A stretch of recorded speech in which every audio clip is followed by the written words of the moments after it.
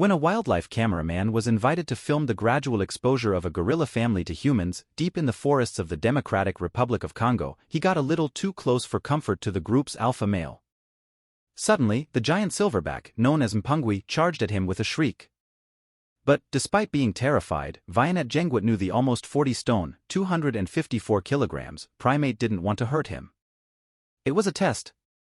Anyone attempting to earn Mpungwe's trust and become a friend needed to show respect. That charge is a way of saying, "Look, I've got a family here, so back off," says Djenguet.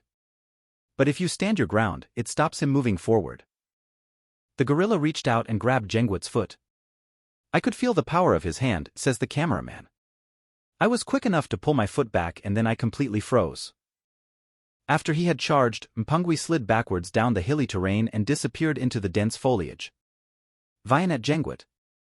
Image source, BBC/off-the-fence/Miles Bladenryle. Image caption. Djenguet grew up in neighboring Congo-Brazzaville. Djenguet had been invited to meet Mpungwe by conservationists in DR Congo's Kahuzi-Biega National Park. They wanted him to document their attempts to get the silverback and his family used to the presence of humans. The process, called habituation, can take between 2 and 10 years and involves tracking and following the animals through the 2,317 sq-mile 6,000 square kilometers forest. It will only work if the group's alpha male, the silverback, is willing to accept the humans. If he does, his family will too. Mpungwe and his family are among the last remaining eastern lowland gorillas in DR Congo, and the ultimate aim of habituation is to save them from extinction. A baby gorilla. Image source, BBC/off-the-fence/Vianet Djenguet. Image caption.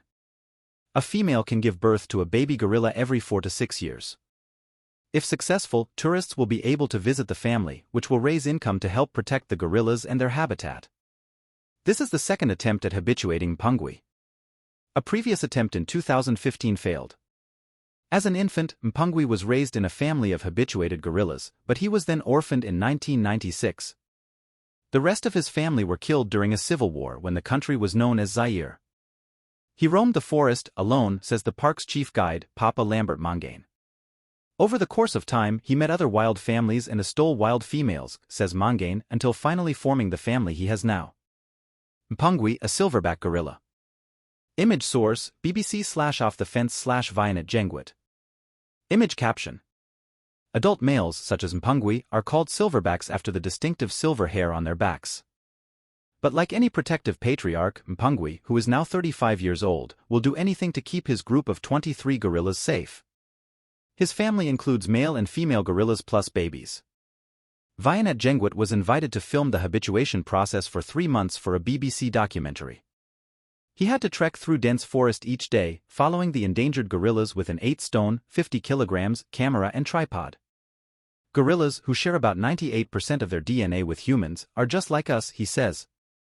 They mentally photograph your face so they can remember exactly who you are. To show the gorillas he wanted to earn their trust, Djenguet says he had to act like them, mimicking their gestures and mannerisms, watching how they used their hands. When he beat his chest, the younger members of the group would beat theirs back. "It just reminds me that we are so close to these creatures and they're doing incredible work for us," he says. "They are the gardeners of those forests that release oxygen for us."